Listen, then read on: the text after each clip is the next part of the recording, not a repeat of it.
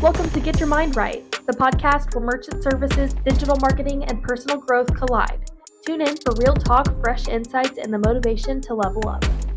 Good morning. Welcome to Get Your Mind Right, Boots on the Ground. Now, I have with me today is Larry Roberts of Deja Vu. Yes, sir. Thanks for coming in, Larry. And, you know, I'm completely out of my comfort zone this morning. This is the first podcast I've had where I have no preparation for it whatsoever. My friend Larry here, really, you set up a barrier for me to have any sort of prep for this. I'm willing. And you know, Larry, I know you well enough that you are the master of taking people outside their comfort zone, whether they want to or not. That's right. That's what I'm known for. So I'm turning over control to you. I'm putting my safety in your hands. Okay. I hope you'll be gentle. I think you'll be fine. Yeah, I've seen who you have to hang around with. You'll be fine. No, we had I want to thank Evolve for inviting me. We had a really good dinner last night that I got to be involved in, and then we've had an hour and a half of training this morning. We've had breakfast. You know, we've had a really good time so far, and I really appreciate it. So. Yeah, well, you know, it's great. We have a handful of really great vendors, Deja Vu being one of them, and you did give me a little hint of what you want to talk about, and it's about face-to-face transactions here, and certainly your company really puts an emphasis on that. Definitely. Well, and I tell you, like I said, I think today, since we don't have a subject, we were going to kind of go into just maybe some stories and some backgrounds and stuff like that. So I was going to start off with how I got into this industry. So I fell into this industry like everybody else does. I had done retail sales for quite a while, and I had done some home mortgages, and I had done basically any kind of sales you could think about. And I was looking for a new opportunity, and I saw a job that was in the credit card industry. Didn't really know what it was. Went in for the interview. Basically was told that it's going to be a commission type sales job. What I would be doing, and I'm like, well, I can sell it, let's do it. I had no clue what it was. So went in my very first day of training, and the manager that hired me basically got up on a chalkboard, wrote a couple things about like, here's the bank, here's the credit card, here's how they go, and now here's a phone book. Go make cold calls until you get an appointment. And I'm like, well, what am I calling about? And they go, well, you're setting appointments. Okay, to do their credit card processing, and at the time I'm like, what does that mean? I know I have a credit card and I use it. We had a board here. What is it? So anyway, for about 2 to 3 days of cold calling out of this phone book and getting no response, I went home for lunch on that third day and started watching TV and laying on the couch, and my hour came up and I just kept sitting there, and I'm like, man, do I really want to go back to this job? And my manager called me and he goes, hey, are you coming back? I sat there for about 30 seconds, silent as could be. And then I go, you know what? Yeah, I'm coming back. I said, I had to let the dog out, or I made up some excuse while I was running late. So I got back there, another about 3 hours of cold calling, feeling like, why did I come back here? About 4:45, getting off at 5 o'clock, I made another call, and I got a hold of a motorcycle dealership that had 3 different locations. They needed new terminals at all 3 locations.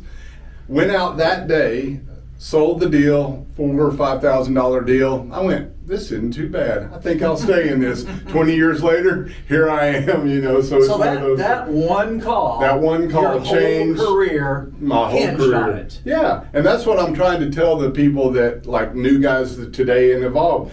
Just get out there and do the work, and it will make it happen for you, and you're stuck. You're never going to leave this industry, because it's one of those things that you'll just you'll just stay in it. It's just, it catches you. Well, I got to ask you here. Tell me what your pitch looked like on day one. Oh, Lord, it was probably like blah, blah, blah, blah. Mumble bumble, yeah. No, I mean, seriously, I mean, I just was trying to get the appointment because I had no clue. And then I was going to take somebody with me that knew what they were talking about to help close the deal. And they did that. And they did that, okay. you know, and so that was learning from doing it is kind of how it is. But your whole rhythm then, it wasn't pulling doors. It was calling them up on the phone. It was calling on the phone. And then what we would do is when you would get appointments set, you would walk doors around that appointment. Gotcha. And you would use that appointment as you're going. Hey, I'm next door with so-and-so. Yeah.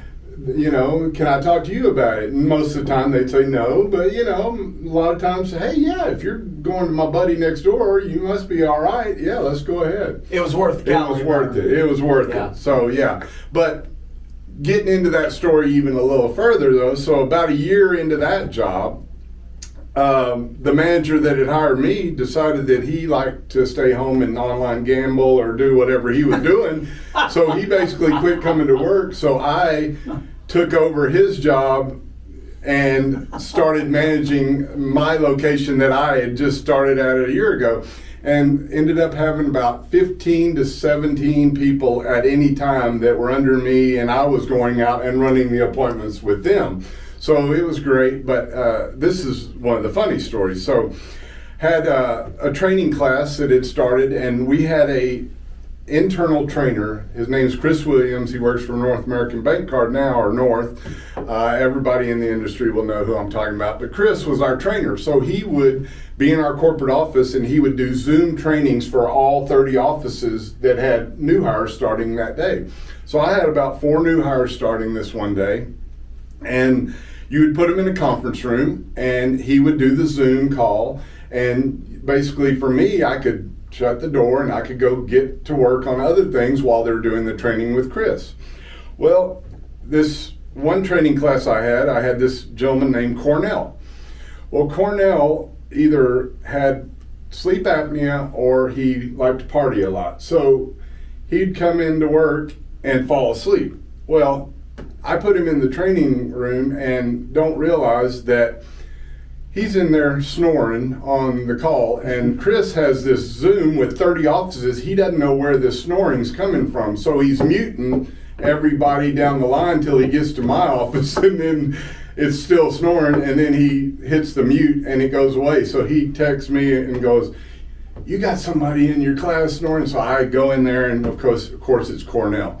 Cornell's in there sound asleep, snoring, so I'm waking him up, you know, and so fast forward, Cornell sets an appointment, and I'm in Fort Worth. We have to go to Arlington. It's about a 20-minute drive. So he sets an appointment in Arlington, and we're on the way to the appointment. He falls asleep. So I really want to do the appointment by myself anyway, because I don't want him in there snoring or falling asleep on this customer. So we get there. I just leave him in the car. I go in there, and I close the deal for him, come back, and I go, "Hey, buddy, you just, made whatever, $1,000 or something. Go back to sleep." So anyway, we get back to the deal, and I just go, "Okay, me and Snornell just closed the deal." So from then on, his nickname was Snornell. So that was just one of the funny stories I had, and there's many from running an office like that. I want to talk about this runway. So you started with this company, and on day 3, you were contemplating on doing a binge watch of Phil Donahue or Oprah or whatever was on. I was like, I'm not going back to work. I've done this, for 3 days, and I'm just getting beat up, and then I was like, but you know what? I'm not a quitter. I'm gonna go in. I'm gonna give it one more try. But you're on the verge. I was on the verge, and I mean, it was almost 5 o'clock, and if I wouldn't have made it that day, I probably wasn't coming back the next day. But then fast forward a year later, I'm running the company. Yeah, and we had 30 offices, and I was always in the top 3 offices. I mean, I got to go on trips. I won all those awards like you have over there. Had tons of awards, and had the top salespeople in the chain. So yeah, it was great, and I mean, I'm glad it happened that way because. What was like when they hire you in your pledge class? What would the failure rate of the new reps be? I mean, high. Probably 80%. 80% Oh fall out. God, yeah. I mean, I was at that job for 5 years. I was there a year before I took over the manager job. I managed for 5 years. I probably went through 200 people in 5 years, because you would hire and they would just come for a day or two and go. And I got it. I mean, it takes a special person to be able to come in and make the appointments for you. A lot of the companies now will say that they'll set appointments for you. We had some of that too, but those were the worst leads ever. You would go out on these appointments, they wouldn't even know you were coming, because these appointment setters are just sending you, they're looking up a name and going, I set an appointment with so-and-so, and you'll get out there and they'll go, I haven't ever talked to anybody. I don't know what you're talking about. Yeah. But then you would go, well, then let me talk to you about it. And sometimes it would work out, but most of the time, it's better if you personally are setting up the appointments, and then, like I said, that leads right into the door knocking.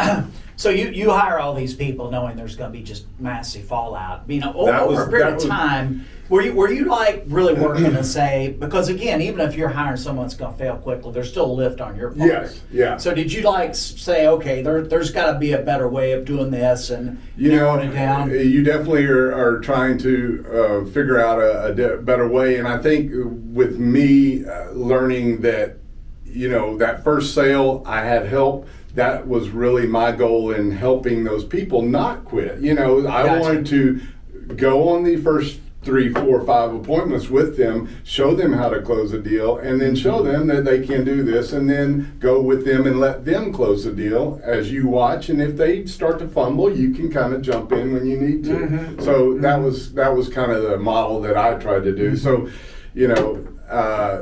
we just hired a lot of people internally. Like, we had a corporate person that was just hiring people, so I didn't have a lot of say-so at first, and then I got to the point where I was like, well, let me do the interviewing, let me do all of this, and then it was a little more stable. That 80% went down quite a bit, but So these people, this was many years ago.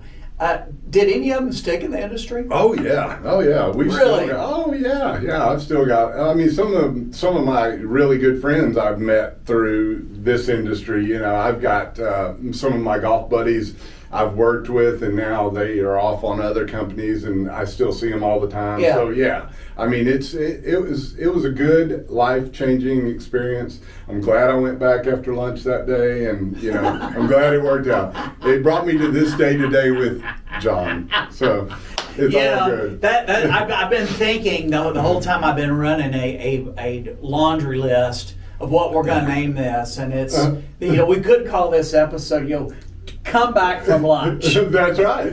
Or let's go to lunch. Work till 5. Work till 5 for sure. That last call you make can change the trajectory of the rest of your life. Yeah, I wish I got off at 5 now. But well, so So I'm thinking of I'm selfishly thinking about, when you're saying this, about a situation I was in, because my first really great job, and I was lucky because my boss is like closest thing to a big brother I had in my life. Very, very influential on my career. He is to this day. And a couple times, he kicked me hard, but I richly deserved it. Of course. But he was the company, and it was amazing to me because our guys that ran the company, they were out of sight, right? You didn't see them, you didn't feel anything from them. They were ghosts, right? Yeah. And I kind of, but at the same time, our company was highly successful. Then years later, I'm running a company. I thought, man, these guys must have been a lot smarter than me. Yeah. They're on vacation, they're gone all the time. I'm working my butt off. So I was thinking that your situation kind of sounds similar to that. This turnover is so high. It's demoralizing for the manager too. But it is. At the same time, you had people went through that program, very successful Exactly. still. So how do you account for that? Because I'm guessing a lot of you guys were brand new to the industry. Oh yeah, I mean, most people were like me that came in. They didn't know anything about credit card processing. They knew you had a credit card. They knew you used it to buy stuff, and that was about it. And that was kind of me. I was like, I don't know all this. The bank gets this, and the interchange, and the blah blah blah. So yeah, and that's another thing, we've talked about this before. Every day in this industry, you learn something new. Mm-hmm. And I mean, 20 years into it, every day there's something new, and it keeps you on your toes. And I think that's what's good about this. But kind of going back to what you said about your first boss, I think that's important in life, to have role models, or to have somebody that you can run past an idea, or maybe just, give me some confidence, or just I need a word of encouragement thing. I mean, you can go back as far as your pee-wee football coach, or your t-ball coach, or your high school coach, or your teacher, or your mentor, your first boss that had an influence on you. And I think that's in life you need those type of people that you can rely on. Not everybody has those type of people, but yeah. So really, that's what. I'm guessing that's what you gave your people. Exactly. Right? Now, did you get that when you started? Well, I did for a while, yeah. And I mean, that's what got me off to, a good start. But like I said, he went on and started doing other things that he probably shouldn't be doing. And so I ended up, for a while, I kind of covered for him, but then it kind of became obvious that I was the one running the show and he wasn't even there. So they just kind of fired him and said, "Here, would you like this job?" And I'm like, "Yeah, I've been doing it for months anyway. I'll take it. Give me the bonus." So for you then, your big win was that your original boss did give you coaching. Oh yeah. But you got up and running by yourself. Exactly. That's what made the difference. Yeah, for sure. Once I figured out what I was actually doing, it was a lot easier. Yeah. When you're blind going in there, it's kind of you don't know what you don't know. Right. So, that's the worst part. Yeah. I'm thinking about my situation, and it's a little bit different. My ramp up period was much longer than you. Yeah. So what kind of business was this? Telecom. Okay. Yeah. So I got in right after divestiture, and it was still Wild West times when I first started in it. But so my boss, he gave me a lot more hand holding, but. Then, and I used to kid him about this, but serious. I mean, one of the things that he challenged me, and he says, he goes, you're winning when you can run a deal better than I can. Well, challenge accepted. Exactly. And he never would admit it, but he knew that you were there. Yeah, I was better than him. But now he wore a lot of hats. I should have been better than him. Yeah. Right? I mean, this is all I did, and I became a student of that. But what he did beyond that is I was still very, very unseasoned, right? Didn't really understand how to navigate inside of a corporation and how not to run over people, when they disagree with that. Yeah. And for me, that was really even more important than the start he gave me. And that 7 years I worked for him, it never ended. The coaching he was giving me. Yeah. Sometimes gently, sometimes not so gently, but I got a lot of coaching out of him. But that's good. Yeah, it was good. Yeah. It was. And again, I desperately needed it. Do you still talk to that? Oh yeah. Yeah. Oh yeah. That's good. That's good. Yeah, it's always good to have those mentors that you can still reach out to, even though you're not working with them anymore. Absolutely. Absolutely. I did a podcast on him on Fridays. I don't know if you've listened to it in a while. Fridays I do mailbag, and there's a backstory. So he's the backstory. So I've got like 5 backstories around him and things that he did. But he didn't get to come in here and sit in the seat like No. When I tell stories on these people I work with, they're not here. It's just me and the microphone, so I control the whole narrative. And I've been accused of selective editing before, Now it's not true, of course. No. There is no two sides of it. My story is the unvarnished truth here. That's right. You know how that goes. Definitely. I know my truth. Well, that's awesome. Yeah. So that's a great story. Yeah. That's a great story. People talk to you about hard knocks. Start off. It's hard to top that one. Yeah. I mean, it's definitely like I said. I mean, I'm glad it happened that way, but it was definitely could have gone the other way, and no telling what I'd be doing now. It'd be selling something, but I don't know what. It might be ice cream cones or something. Who knows?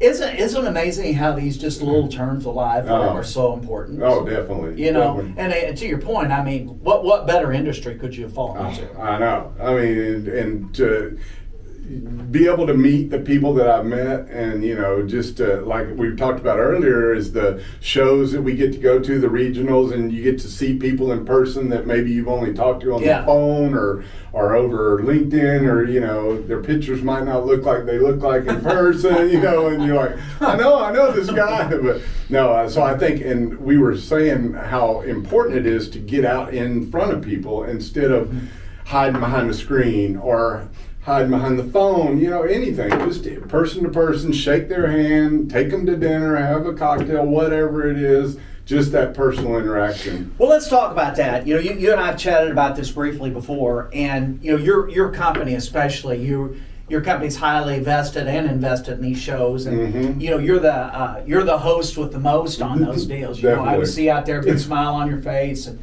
shaking hands. I met you out in, I believe it was Las Vegas, right? Probably, yeah. Yeah, when you had the booth of death. Yeah. Shaky booth, yes.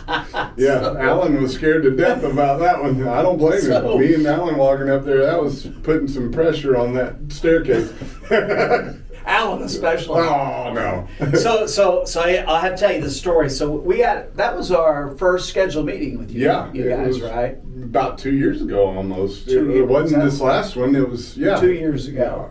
A year and a half, 2 years. Yeah. So Larry's company, they had this 2-story booth. I mean, I hate to guess how much you guys spent. Oh, on this. it was very elaborate. It was a lot. Cool. So for the meetings, you climbed a staircase. And it was the top of a treehouse. So this thing was a metal frame. And walking up it, it wasn't you, someone else said, "Hey, we want to go up the staircase one at a time." And I'm like, "Well, what's that mean?" And I look, and it's like, and it wasn't a lot. It's like 2,100 pound. Yeah, I think it was 8 people or something, like and then they had a weight line. Yeah, 1,600, and I was probably pushing that. Go on. So I see Alan up. This thing is swaying. It's moving. I'm going up there now. And the owner of our company's up there going, "Y'all, slow down, hold the rails." We're like, oh my God. And then once you got up there, you just had to sit still. Don't move. Yeah, someone would cough. He'll start shaking. So this year, they took the top level off, evidently, on ETA, and they only had the one level. They decided they didn't need that. But yeah, I was a little nervous. I thought it might just come down, but it didn't. But yeah, that was it was a good looking booth. I don't know function-wise, but it was a good looking booth. Oh. Yeah, no, that's when we first got with y'all, and ever since then it's been nothing but great times with y'all and good business, and I'm really glad to have y'all. Well, I know you have really strong feelings about face-to-face contact. Definitely. Especially how the world has changed and not changed at the same time since COVID. Yeah, well, that's the whole thing. I think with COVID, people got so used to not having to be in person or not having to wear clothes. They're in their pajamas all day or just in general. And I think once we got out of that, it was hard for people to get back into face-to-face, and that is very important, especially in our industry. I mean, you've got to trust the person you're working with, and you can learn a lot face-to-face that you maybe can't learn over the phone or over Zoom or having a filter on anytime. So I think it's been good for all these shows. The regionals are great. The ETA is good. So. And I know y'all do tons of shows. I see y'all on LinkedIn every week. There's another place y'all are going. Yes. So not just the regionals. So it's important, and I'm sure y'all feel the same way. We do. And these shows, as you know, they have an expense. So we've gotten more disciplined on that in the last few years. We do a recap. Allison requires a recap on every show. We do an ROI. So we're looking for business to come out of that, right? Exactly. But you're to your point. Part of what you're doing at these shows is you're reconnecting with those people that you're already doing business with. Exactly. And you'll find out if they're sad, glad, mad. Exactly. Something that you don't necessarily get over an email or a Zoom call. True. And a lot of these. I think these face-to-face are, like you said, we're already doing business with them, but it's good to re-engage and just to, let them know that, hey, we're here for you. I'm going to travel to see you in Indiana, or I'm going to see you at one of the shows. I'm going to take you out for a steak, whatever, just we're in this together. We're a partner. It's almost, it's becoming a cliche here in this, how disconnected we are in an incredibly connected world, right? And you see it just all the time. Even before COVID, this notion on people ghosting you on emails, I know. it was a thing. I mean, Yeah. You and I grew up in a world where was that okay not to return someone's call or correspondence? Yeah. You get your boss would pull you aside very quickly, like your first complaint on you, say, hey, what's going on here? You'd get called on it. It wasn't a pattern. It's like one time a complaint on it, you get called on it. Well, and I think just in general, rudeness has kind of become a thing. Well, I think about it. I mean, if you're walking through, an airport maybe, and you hold the door for somebody, they don't even, they don't say thank you. Not that they have to, but, I'm from Texas. It's polite. You say thank you, and you hold the door, and you open the door for your wife or your spouse when they get in the car. I mean, you just do things like that. It's not that you want to thank you, but I mean, most people would say thank you. But, or you're walking through the airport and, you say hi to somebody and they just walk on by, don't even act like, you don't exist. I miss when people were friendly and, you could actually engage with people and, that kind of thing. So, but that's just my personality. So the other side of this is that, I really make an effort. I don't make an effort. I do this whether they want or not. I coach the people that are on our payroll on this, because I'm sure you get this too. But I'm going to say, Larry, more than 50% of the participants' calls are on, they don't have their camera on during the call, right? Yeah. And a lot of times you look up and they've got their microphone muted. And are they even there? Oh yeah, what are they doing? Who knows? Yeah, are they off cooking their lunch? Yeah. Are they catching up on Phil Donnie? Are they on the couch? Sleeping? Yeah. Are they thinking, should I go back to work? Should I go back to work? Well, right. But we at Deja Vu, we have made a policy now where you have to have your camera on because and they want you, of course, if you're with the client, having your Deja Vu logos and things like that. But I feel like you should, because you need to be engaged, and like you said, who knows what they're doing when they're muted and they're not on camera? They might not even be there. Or you've seen lately, they've got some AI now that they can have an AI person of themselves just sitting on the camera. It's like. Isn't that great? But that'll get caught when it freezes or you can't do. Yeah. But it's crazy. Well, the thing that the net of this though is that all our people that are on our payroll and our partners, I encourage this too. But they more or less, they have to follow instructions or they're going to hear from me about it, right? Yeah. They don't necessarily want to do that, but. On the other hand, I think this creates a great advantage because people, like you said, it's just rude, I think. Yeah. Right? It's just like having a conversation with someone. You're keeping your head down, you're you're not making eye contact. or I'm looking at my iPad the whole time I'm looking talking at your phone. So it's the bar is so low now. You show up on time. You show up with your hair combed. You got your camera on. Man, you're elite just by doing those things. I know. How easy is that? It's so easy. I mean, it's so easy. Well, I've seen some restaurants now where they'll make you put your phone up before you even go in, like a real fine dining type place. Yeah. Or they have little things on the booths where you can put your phone away.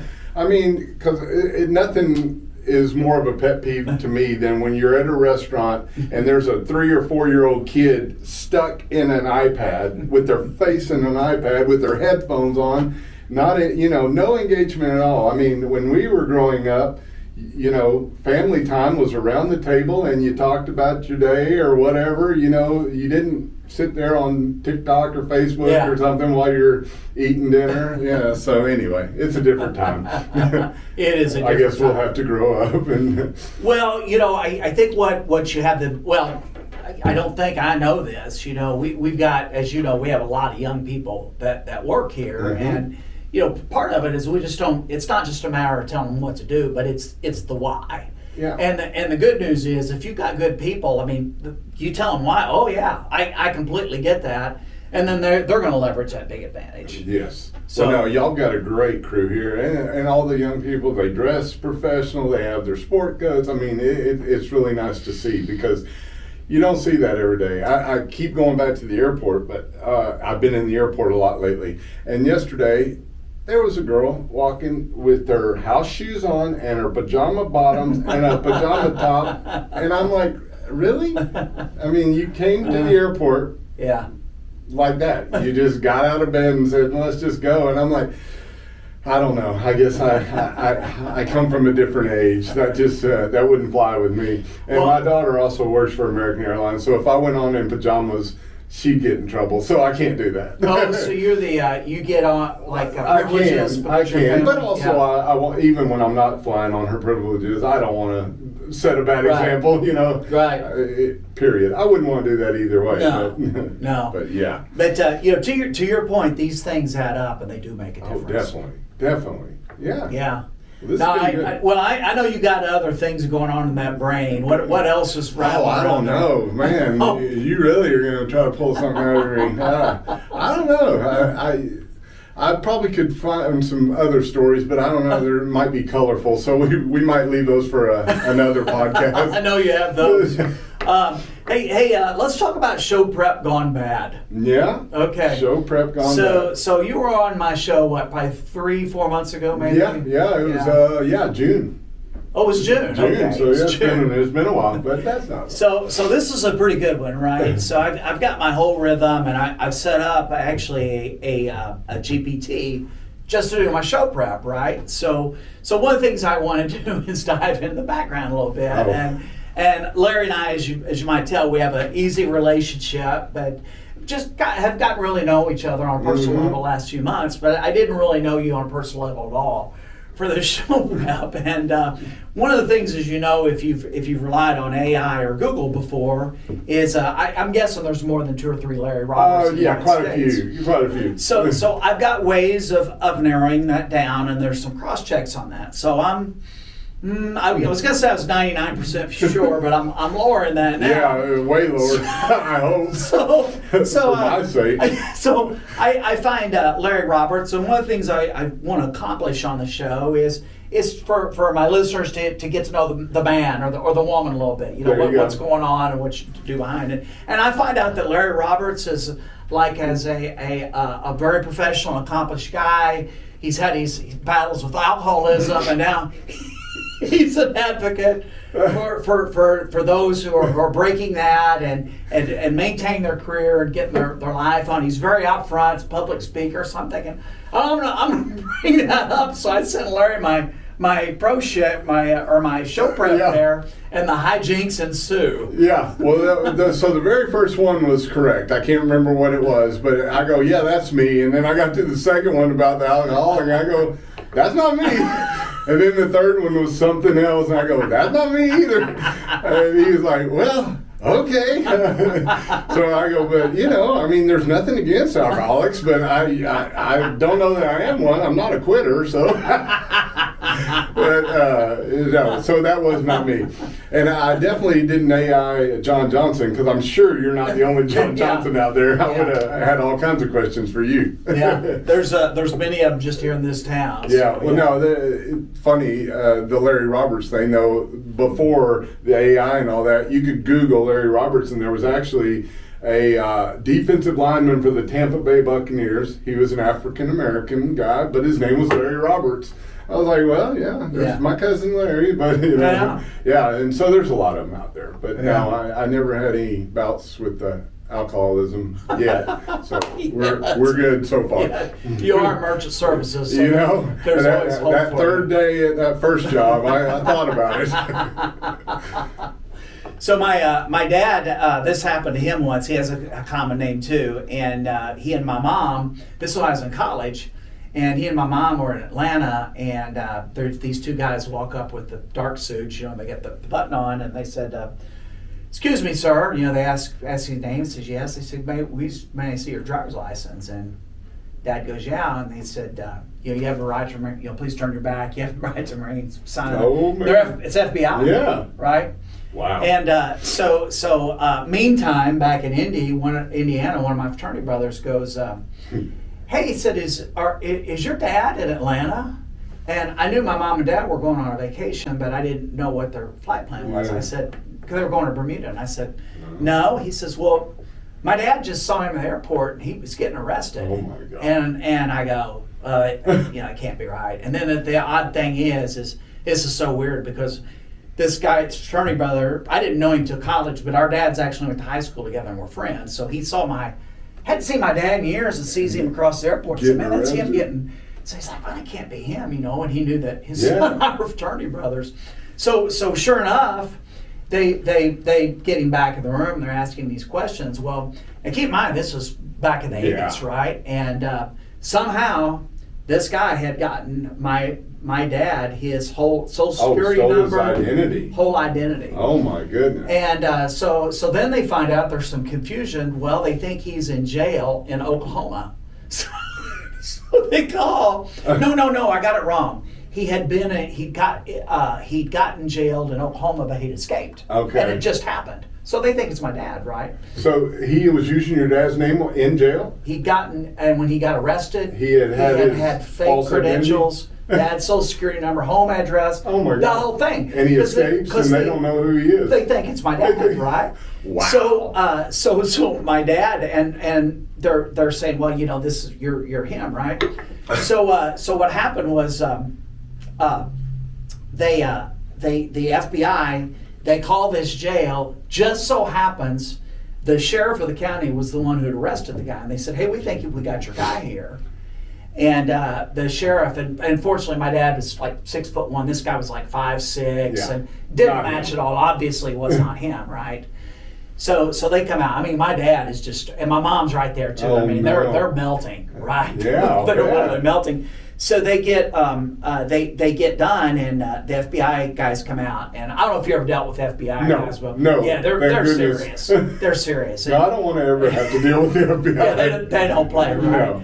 So they come out. Now they're all smiles, and so how long did this take? Not long. Oh, not good. long. So they didn't miss their trip. So I'll get to that, right? So literally from the time that the FBI accosted them to when they're getting back on the plane, it was like literally less than 30 minutes. Oh my goodness! Well, that's good. So the FBI, they tell Dad the whole story. They're walking back, and they said, "Hey, we asked them to hold the plane for a few more minutes, right?" Okay. So they agreed to do that.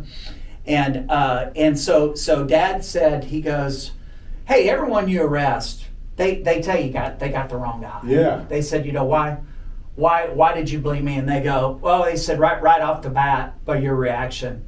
We knew you didn't know what the heck was going on. Yeah, and it says people think. And also probably your mom being there, they were probably like, no, this isn't the right guy. My mom does not look like the type that would consort with a criminal, right? Well, I don't know her, but I would assume not. I mean, if she's your mom, wasn't. I know there's shadow there. But they get on the plane, and what happened is the captain actually came out. He's got a big smile and shakes Mom and Dad's hands. Are you folks okay? Yeah, this is when air travel's a little different, right? A lot nicer back then. And we're upgrading you to first class. Yes. So it all turned out. So wow. Yeah, and what was funny is I like as soon as my fraternity brother told me this, I completely forgot about it. Yeah. It was just a weird deal. So Mom and Dad get home, and it was like 3 weeks later, and they're like, hey, or Mom and Dad, they're telling me this story. I said, were you in Atlanta? So you really didn't know for 3 weeks? No, 3 weeks, because it was that till I saw him. So after you talked to your fraternity brother, you just thought, forgot about it. So you didn't, my dad got arrested. And they probably didn't have cell phones, so you can't call them or anything like that back then. Wow. That's a great story. Man. So be glad Larry Roberts was a wealthy NFL player. No FBI has come after me yet, so we'll see. Man, it's a shame your birth name wasn't O.J. Simpson. Oh, Lord. Yeah, I don't need that trouble. So Larry, back on the subject here, right? What subject? We haven't had any subject. You got to play along with it. Okay. Pretend there's been a subject. Back on the subject. So you started out, handed a phone book, you're grinding it out. Somehow you scratch out a living, and here you are all these years later. Where do you see the merchant services now? If there's someone that a young Larry Roberts gets handed a phone book, what would you tell them? I mean, nowadays the ISV world is huge. Everybody out there is trying to make their own POS system.